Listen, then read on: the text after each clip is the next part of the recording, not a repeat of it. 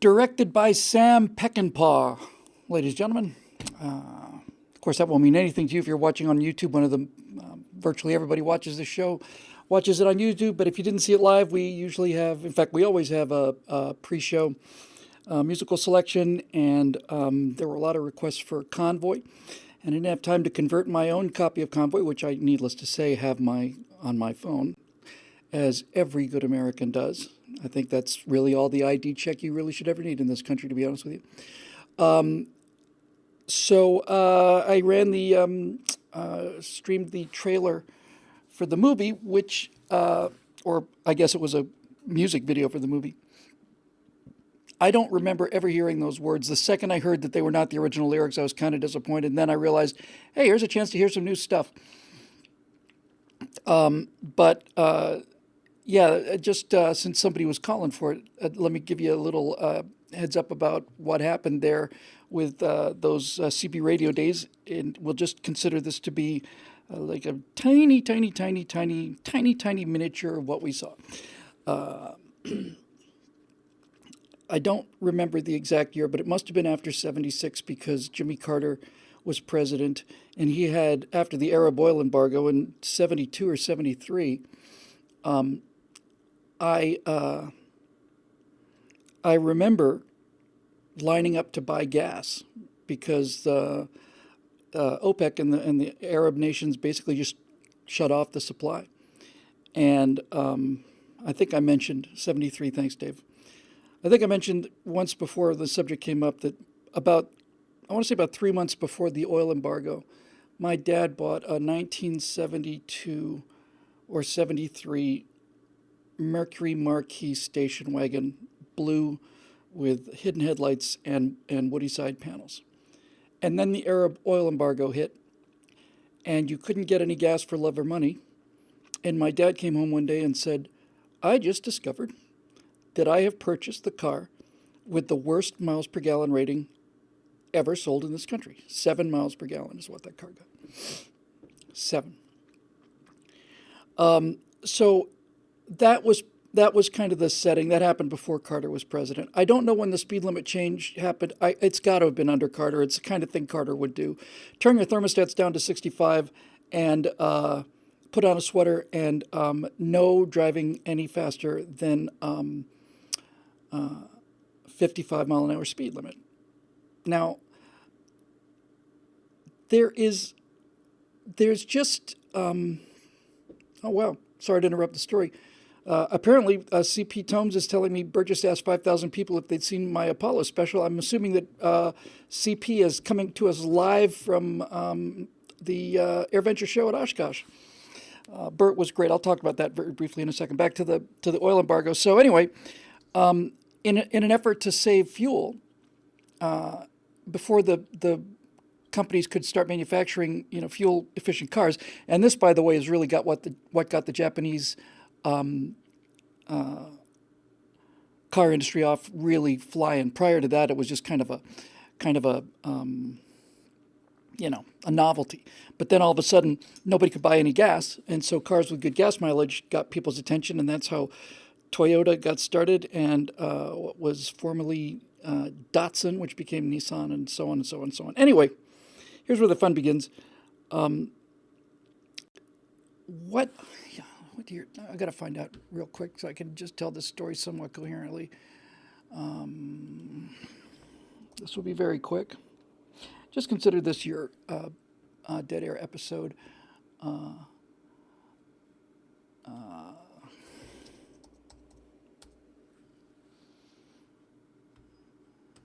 Okay, come on. 1975. Okay, that sounds just about right. So, in any event, this song came out before Jimmy Carter, and I don't know if it came out before the 55 mile an hour speed limit. 75 would have been President Ford. But anyway, during the entire years, the 70s and probably back into the 60s, truck drivers on American highways had been using CB radio. That stands for Citizens Band Radio.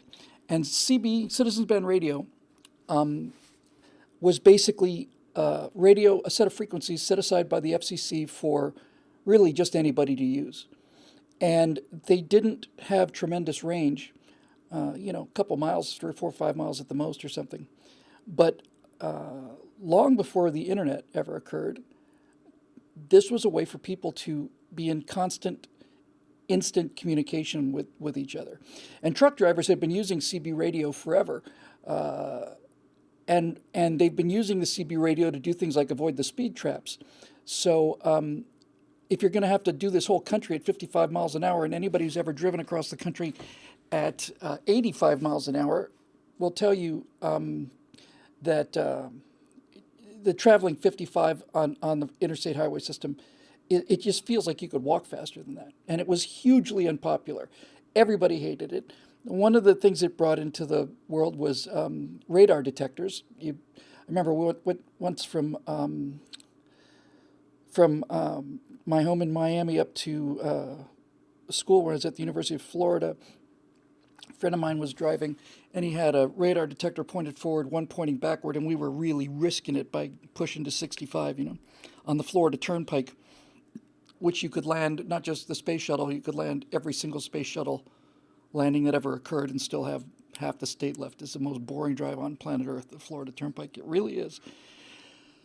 But the actual part of this that I think is kind of cool is this song came out in 1975, the version of Convoy that I didn't play, but the one that everybody knows.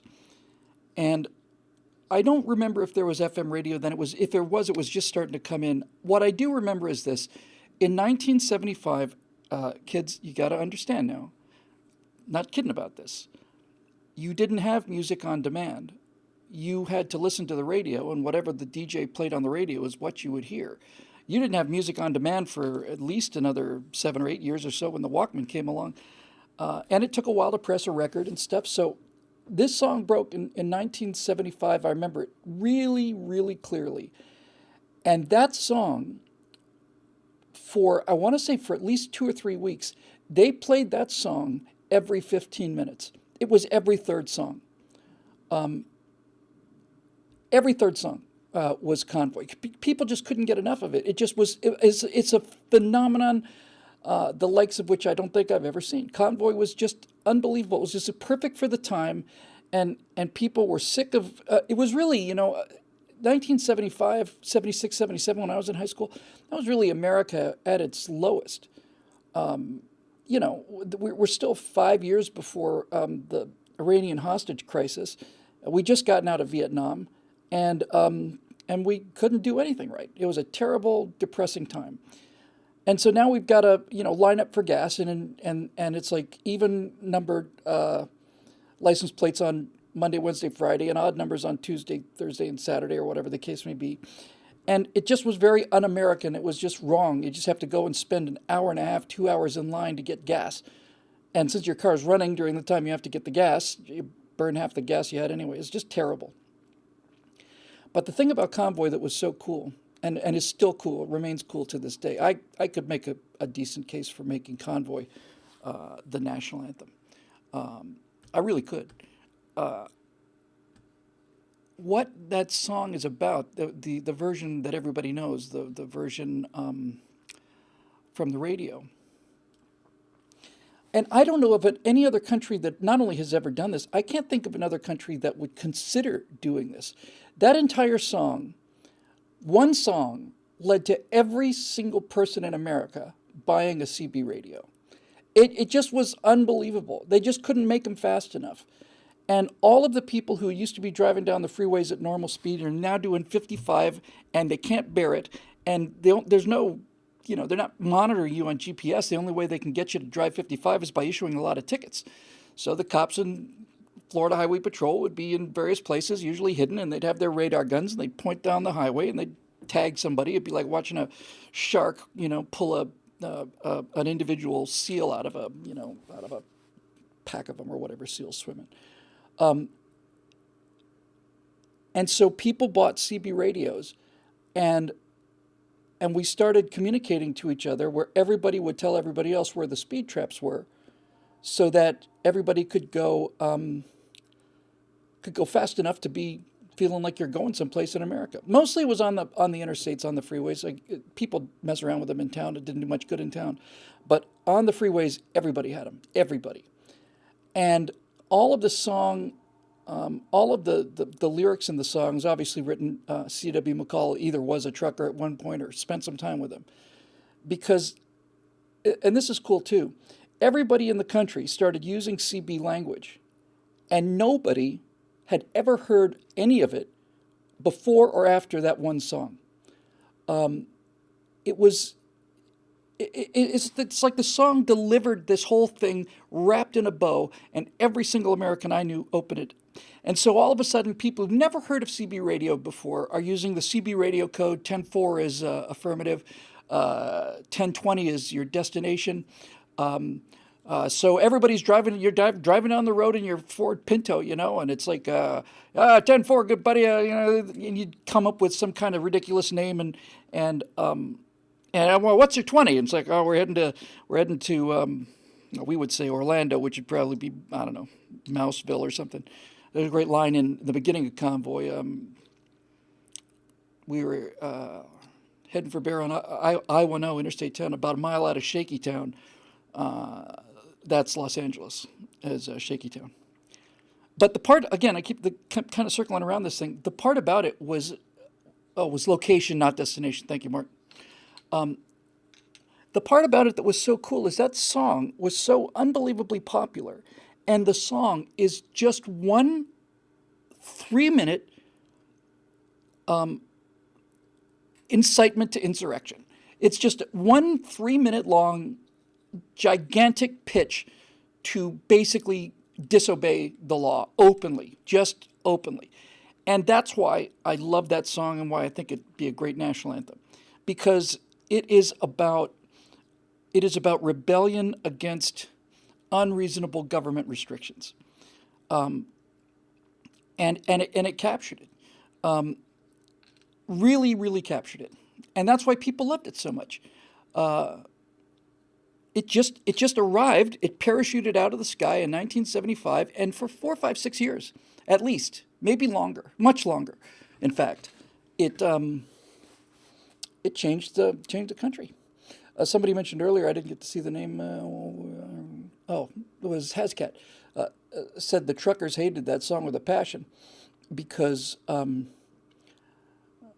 used to have the frequencies all to themselves, and they're professional drivers. And next thing you know, they can't get any word in or out because everybody is using this thing trying to sound like real truckers.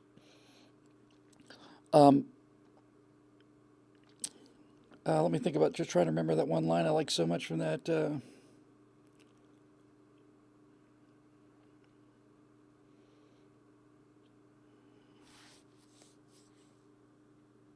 Anyway, it's the very last line in the song is, they got the longer the convoy goes, the bigger it gets. The bigger it gets, the more police they pull out to try and stop this convoy. They've got a line of barricades on a state line.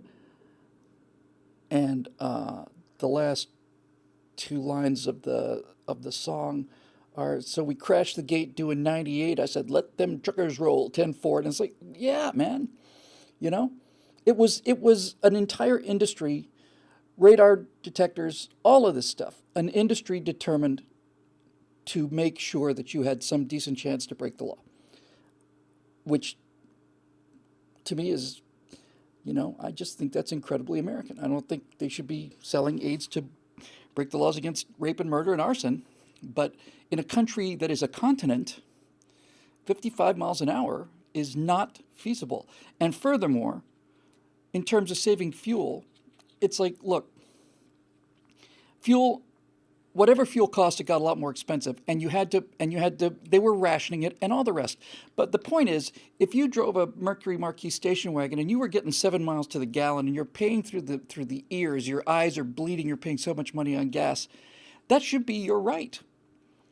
That should be your right. You should have the right it doesn't matter who pays for the gallon of gas. It doesn't matter. A gallon of gas is a gallon of gas. And if you want to spend your money on it and drive at a reasonable speed, then off you go. There was a time in this country, I want to say it ended probably in the 80s, maybe as late as the 90s, when there were parts of the country, my understanding is Nevada, which makes sense, and maybe West Texas or something, a couple places, where there was no speed limit.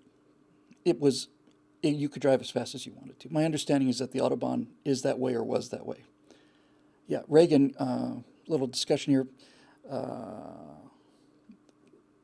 Some question about one of our regulars said that thought Reagan gave us the 55-mile-an-hour speed limit, but no, it was either Carter or Ford. And when Reagan was elected, you want to talk about make America great again? That was, air traffic controller strike, boom, just out of the gate. Reagan was just like, oh, I remember what we are. I remember what we are now. This is America. Of course, I hated him at the time because I was in college and I was an idiot. But you could feel it in the air. The Air Traffic Controllers Union was a public sector union, and even FDR said that public sector should not be able to go on strike because there's no alternative. Well, the Air Traffic Controllers Union, was called PATCO at the time, said, oh, too bad, we're going on strike.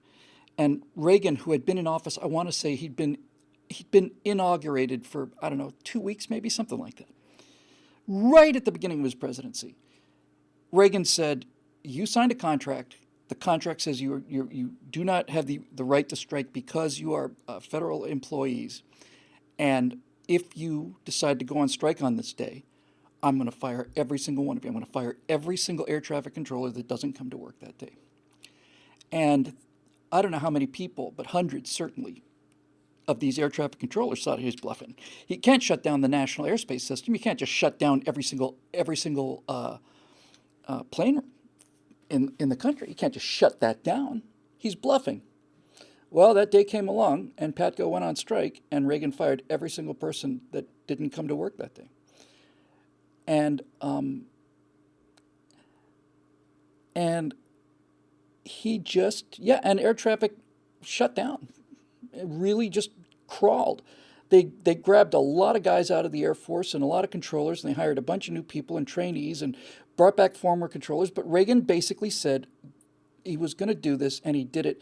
And well after the Cold War ended, in the 90s, when we got a chance to see, Soviet records, KGB records and stuff. David Booty got it just as I was saying it. When they realized that Reagan was going to shut down his own country's national airspace and take that enormous commercial hit and all the political hit because he was standing up for a principle, that got the attention of the American watchers in the Kremlin. And that's why Reagan was so well able to deal with the Soviets, because they knew that he said he was going to do something, he was going to do it. And that's the benefit of having morals and standards and all the rest of it. So, Pigpen, Eric Blake is filling in some stuff for us. That's the line I like, yeah. Well, we laid a strip for the Jersey Shore, prepared to cross the line. I could see that the bridge was lined with bears. For those of you not from here, the term bears was applied to policemen because highway patrolmen, not city policemen. Highway patrolmen had that really bizarre completely flat brim hat that you see on Army drill or Marine Corps drill instructors, and it's on Smokey the Bear. Smokey the Bear is our national, prevent forest fires mascot. You don't see much of him anymore either. But these very, very absolutely razor flat rimmed hats. Smokey the Bear was wearing one of those things, so they kept calling the cops bears. Yeah, but this is the part, I'm so glad Eric copied it, because this is the part I was really looking for. I could see that the bridge was lined with bears, but I didn't have a doggone dime. I says, Pigpen, this here is the rubber duck. We just ain't going to pay no toll. So we crashed the gate doing 98. I said, let them truckers roll 10-4. It's fabulous. It's fabulous. It's great. Yeah, they call them Smokies too sometimes. Anyway, it's an amazing thing, isn't it? A country whose citizens obey the law, unless it's a stupid law, in which case they not only break the law, but they break it enthusiastically. So, yeah, I'm glad. I'll see if I can get the do the conversion on the actual song, and then we can put it in the rotation for the opening music. But people were calling for it in the comments section just before we opened, and I just grabbed first thing I find off of YouTube. Okay, let's see. There was one other thing I was going to talk about. We have not, this is our first chance to meet since Apollo 11, what we saw, final part, because we did a Stratosphere Lounge last week on Friday night because of pressure of getting everything done for that. And so we did the Stratosphere Lounge on Friday night, and then on Saturday, last Saturday was the 20th, it was the anniversary, and we opened up with part 4, which I just loved it. I know that's a horrible thing. You're not supposed to say that, but I just did. I don't know where it came from. I mean, those 4 episodes together, in terms of total words on the page, came to 38 firewalls. And I missed 4 of them, and I'm going to miss one this week, so that's 5 or 6. But it was 38 firewalls worth of writing in that thing. And the guys over there at Daily Wire just did such a great job, and the editors did a great job. It put in a bunch of stuff that I hadn't even seen. I say Ranger's about to crash in the moon, and the next thing you know, you hear the progress of the Ranger rocket is designed to. It was great. It was great. But we got a chance to do part 4, and certainly the series is the best thing I've ever done, and I think part 4 is clearly the best part of that series, especially at the end when I get past. I knew I was going to have 10 or 15 minutes to kind of wrap this whole thing up. Once I got past the missions that I had to cover, I didn't have to cover them, but so you get the Apollo 11 for the first half an hour, then Apollos 12, 13, 14, 15, 16, 17, a little bit of Skylab, a little bit of Space Shuttle, and then I got a chance to kind of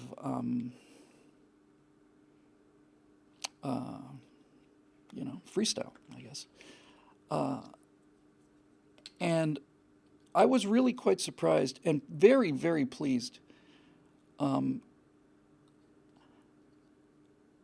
that it ended with the challenge to young people, and a kind of an affirmation of millennials, because as you well know, I have not been terribly kind to that generation, but it's exactly true the story is true the way I told it. When I heard the Falcon Heavy, the crowd that was in there in the Falcon Heavy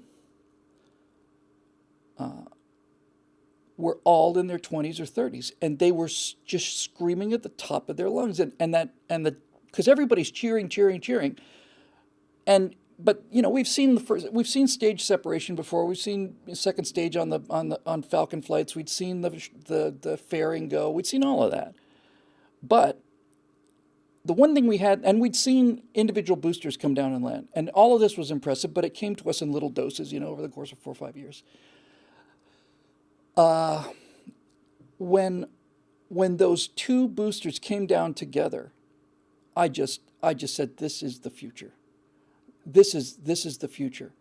And when that shot hit the screen, because people have been cheering during the entire descent, but when you saw them both in frame, landing on the pad, people it's like they kicked that roar into afterburner, and when it was clear that after the smoke had settled, that they were standing up, that it was a successful recovery, they just went ballistic. And I thought, when I first saw SpaceX's broadcasts, I'll just be honest with you, it kind of pissed me off a little bit. It's like, dude, you're on camera for a space mission here. You don't have to wear a T-shirt for this. Can you put on a tie or something? And then it's like, no, they can't. They thank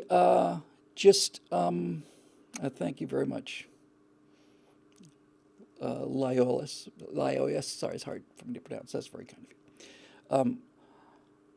But they're going to do it, and then of course in the launch of the Red Roadster and all of that, and that's kind of where I ended up, and that kind of dare to future generations. I got a little teary eyed over that. It was really nice, and if it had been a year or 2 earlier, I think it would have ended on a much darker note. But anyway, Apollo's behind me. My friend Fritz Bronner, who's also a space nut, and he's mentioned briefly in part 3, one of the guys I used to go to the youth fair and do our astronaut training with. I want to say this would be back in 88, 87, somewhere in there. Maybe a little before that. Fritz had made a board game called Liftoff, and you could play one of 4 characters. You could play the Russians, the Americans, the Chinese, or the Europeans. And Liftoff was a game where you had to decide how you were going to go to the moon, and it was brilliant, brilliant.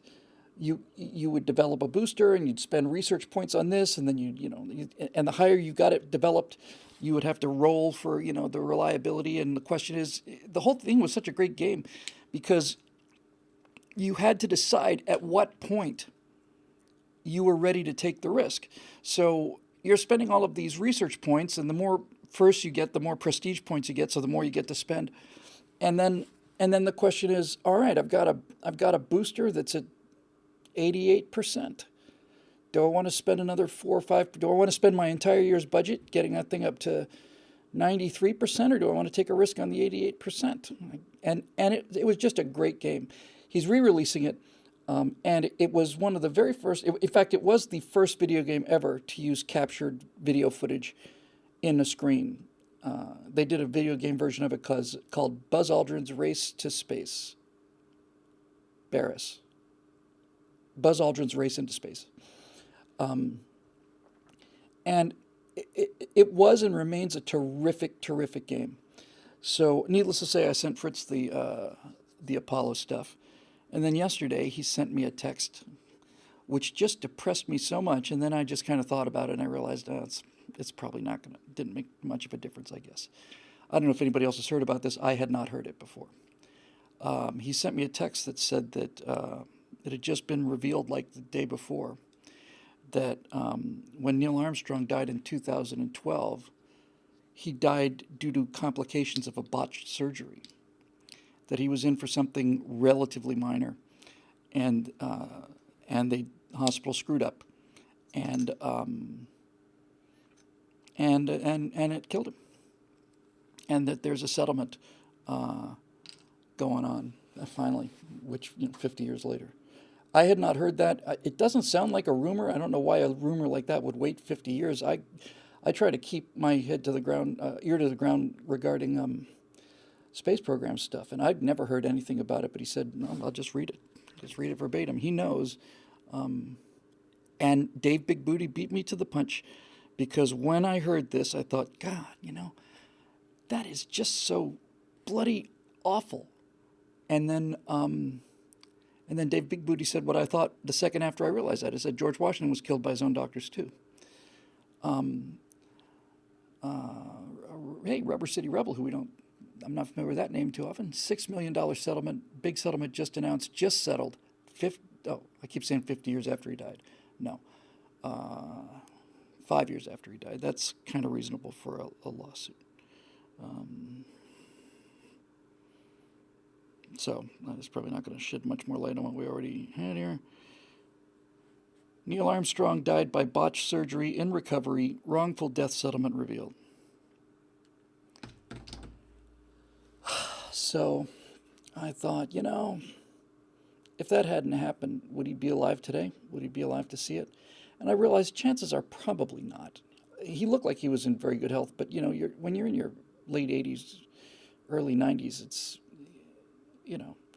ever.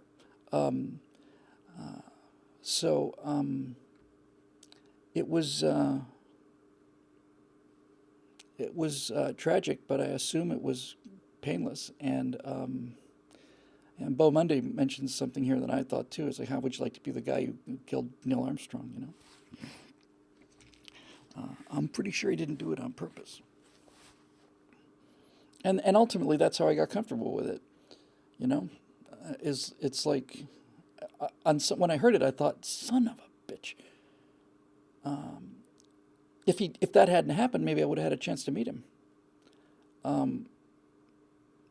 But the whole point of the program was reality comes at you the way it comes at you, and you just have to accept it. And and I'm sure he was just unconscious and just kind of slipped away. And accidents in surgery and happen, and doctors make mistakes, and so do test pilots. I know how heartbroken Bert was, and a lot of other people were too, when the Virgin Galactic Spaceship Two broke up in flight in over Mojave several years ago, and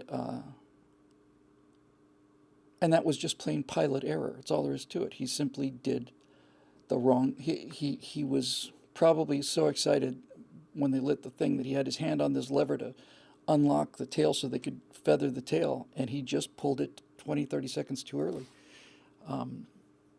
So that mistake won't be made again, and it cost that guy his life. But that mistake won't be made again.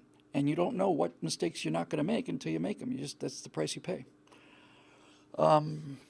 Yeah, somebody pointed out Bill Paxton died recently. He was young. Paxton played Fred Hayes on Apollo 13, and Paxton was really good in Big Love on HBO.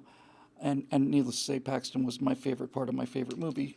So I miss him a lot too. It's very young, it seems to me, for Bill Paxton. Buzz is still around. There's a picture of the surviving astronauts, the surviving Apollo astronauts, not just the moonwalkers. And I want to say it's about 10 or 12 guys, and everybody's in a tuxedo. Everybody's in a black tuxedo, but Buzz is in a silver tuxedo. And his socks, one of them has got red and white stripes, and the other sock has American stars on it. I mean, he really looks flamboyant. Let's put it that way. Chris Kraft just died. I didn't know this. Somebody told me Rutger Hauer just died. Rutger Hauer is one of my favorite actors of all time. I don't know what happened to him. I suspect probably alcohol or something. But Rutger Hauer was just a fantastic actor. I just loved him. He was great in Blade Runner, and he was really excellent in Lady Hawk. And there was something about, he's just, he's a real guy. He's like a kind of guy who's, if he's playing the villain, you're afraid of Rutger Hauer. And 75, that's too young. I saw a movie he made a couple years ago,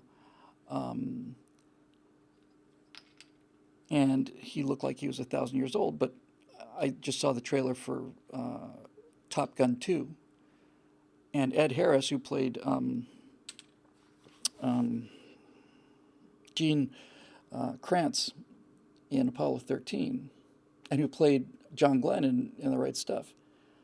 I saw the trailer for Top Gun 2, and I thought, what? Who is that? The guy looks like a mummy. He looks like the mummy from the horror movies. It's time is passing, guys, and I just don't know what to do about it. It's just going to get worse. We're just going to see more people who we grew up with, a little older than us, start to kick the bucket, and then yeah, Ed Harris. Did I say somebody other than Ed Harris? But he's still with us. Foghorn just listed the final, just gave the final soliloquy of Roy Batty in Blade Runner, the replicant.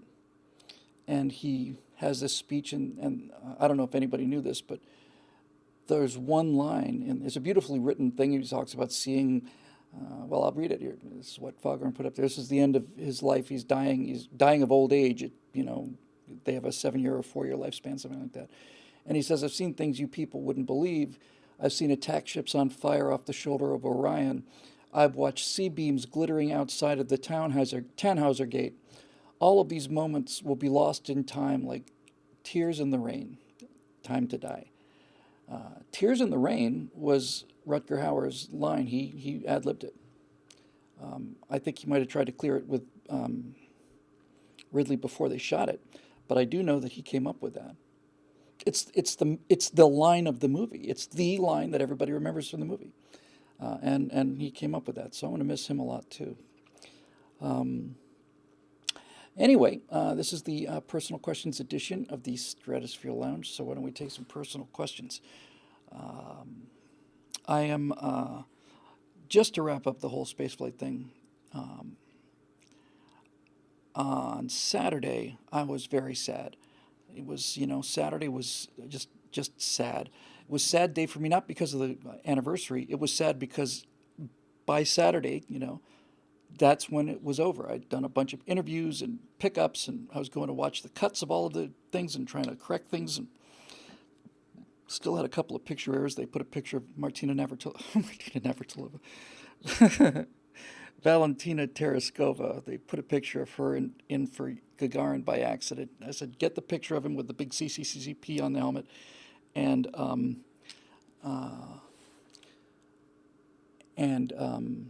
so they found a picture of somebody in a big helmet with CCCP on it, and all you can see is this much of the face, and it was the first woman in space. But anyway, other than that, a couple little tiny mistakes, but yeah, it was great. So Saturday I felt really kind of sad. It's just kind of this postpartum thing. It's like, all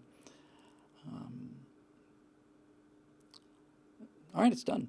And then on Sunday I felt a lot better, and then Monday it was actually kind of good. It's like, all right, what's next? Let's get going. So yes, Saturday. Thank you, Merlin. Clever man. Clever man. And Merlin sent me a text earlier today to remind me that if I ever do get to do the Battle of Leyte Gulf, it's Surigao Strait, not Suriago. Apple is making a series where the USSR gets to the moon first. Are they now? Okay.